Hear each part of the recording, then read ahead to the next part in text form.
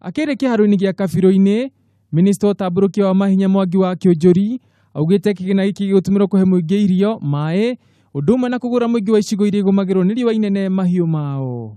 The Kenya Meat Commission has that mandate to ensure all weak animals are scaled up so that they can be slaughtered, give back to the community, and some of them we take them to Kenya Meat Commission. Ningĩ Kĩũnjũri nĩaugĩte thirikari nĩĩgeretie gũtigĩra mũndũ wothe nĩamũkĩra maĩ matheru, gũkũ akĩregana na mũhuhu atĩ kwĩna andũ makuĩte nĩ ũndũ wa ng'aragu. We have been able to contain the situation to an extent that up to date nobody has died of hunger. We have tried to ensure that no Kenyan will not only die out of hunger, but no Kenyan will sleep, go to bed hungry. Imwe cia kaunti iria igũmagĩrwo nĩ ng'aragu nĩ Isiolo, Garissa, Samburu, Marsabit ũndũ ũmwe na Tana River.